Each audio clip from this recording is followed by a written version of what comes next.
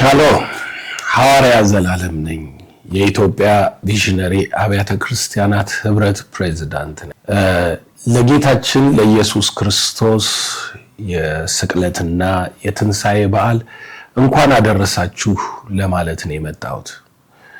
እግዚአብሔር አምላክ ጌታ ኢየሱስን ወደ ምድር የላከበት ዋናው ዓላማ የሰው ልጆች እንዲቤዥ ነው። ለዚህ ነው መጽሐፍ ቅዱሳችን ኢየሱስ ክርስቶስ በምድር ላይ በነበረበት ጊዜ መጽሐፍ እንደሚናገረው ለሰው ልጆች ለመሞት እንደመጣ ደጋግሞ ሲናገር ነበር። በዮሐንስ ወንጌል ምዕራፍ 1 ላይ እንደሚናገረው ኢየሱስ ክርስቶስ የእግዚአብሔር በግ የዓለምን ኃጢአት የሚያስወግድ ብሎ ይናገራል። ምዕራፍ 2 ላይ ይሄንን መቅደስ አፍርሱት በሶስተኛው ቀን ከሙታን አስነሳዋለሁ ይላል። ምዕራፍ 3 ላይ ሙሴ እባብን እንደሰቀለ የሰው ልጅ ሊሰቀል ይገባዋል ይላል። እንግዲህ በእያንዳንዱ ምዕራፍ የእግዚአብሔር ልጅ ኢየሱስ ክርስቶስ የመጣበት ዓላማ ለመንገስ፣ ሃይማኖት ለመፍጠር፣ ባህል ለመመስረት አይደለም። ስለ ሰው ልጆች ሁሉ ቤዛነትን ይፈጽም ዘንድ ነው። ይሄ ማለት በኢሳይያስ ምዕራፍ 53 ላይ የተጻፈውን ሙሉን የቤዛነቱን ሥርዓት ማለት ነው። እንግዲህ ታስተውሉ እንደሆነ የእስራኤል ልጆች ከግብጽ ምድር ከባርነት ምድር ሲወጡ እያንዳንዱ ተአምራት በግብጽ ምድር ላይ የመጣው መቅሰፍትና ሥርዓት ሁሉ የእስራኤልን ልጆች አርነት የሚያወጣ የተገለጠ የእግዚአብሔር ኃይል በግብጽ አማልክትና በሚያስጨንቋቸው ግብጻውን ላይ ደግሞ በቀልና ፍርድ ወይንም ግብጻውያን የሚሄዱበትን የአማልክት ትርክትና ታሪክ የሚሽርና በዚህ ዓለም ገዢዎች ላይ የሚፈርድ ነው። ጌታ ኢየሱስም እንደዚህ ሆነ ያደረገው የተለያዩ የሰው ልጅ ባሪያ አድርገው የሚገዙ ጉዳዮችን በሙሉ በገዛ ስጋው በሰውነቱ ላይ እያንዳንዷን መከራ፣ ድህነት፣ እርግማን፣ ኃጢአት፣ ሞት፣ ፍርሃት፣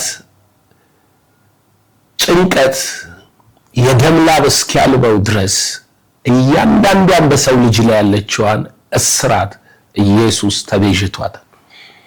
ኢየሱስ ይህንን ሁሉ ያደረገበት ዋና ምክንያት እናንተ በነጻነት እንድትኖሩ ወደ እረፍት እንድትገቡ ቤዛ አግኝታችኋልና ከዚህ በኋላ በእናንተ ላይ የተሰራ ምንም አይነት የዕዳ ጽሕፈትና ማንነት እንዳይገዛችሁ ነው።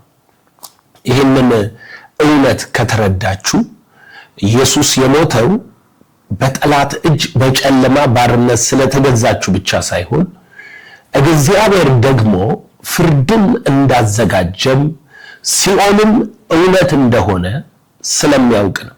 ያው እንደምታውቁት ሰው አንድ ጊዜ መሞት ከሞት በኋላ ፍርድ ተመድቦበታል ይላል እና በዚህ አጋጣሚ የምላችሁ ሲኦል እንዳለ ታምናላችሁ? ኢየሱስ እንደሞተ ወደ ሲኦል እንደወረደ ከሲኦልም እንደተነሳ ጴጥሮስ እንደሚለው እንዲሁ ታምናላችሁ?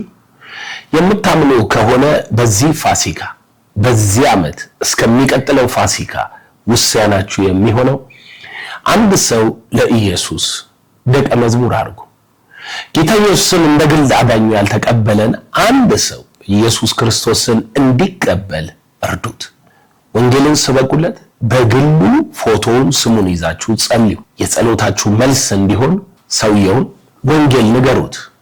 የዚህ ዓለም አምላክ ሐሳቡን ያሳወረው ሲገፈፍ በእርግጥ ሰውየው የሞተለትን ቤዛ የሆነለት በነፃ በጸጋ እንዲጸድቅ ወደ መንግስቱ የጠራውን የእግዚአብሔር ልጅ ኢየሱስን ይገናኛል።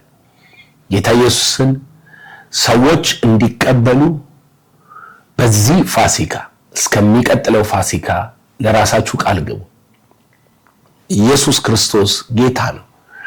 ለኢትዮጵያ ቪዥነሪ አብያተ ክርስቲያናት ህብረት አባላት ቤተ እምነቶች ሁሉ እንዲሁም ደግሞ ለኢትዮጵያ ወንጌል አማኞች አብያተ ክርስቲያናት ካውንስል አባል ለሆናችሁ እንዲሁም ክርስቲያን በስላሴ ለምታምኑ ሁሉ እንኳን ለጌታችን ለኢየሱስ ክርስቶስ የስቅለትና የትንሣኤ በዓል በሰላም አደረሳችሁ።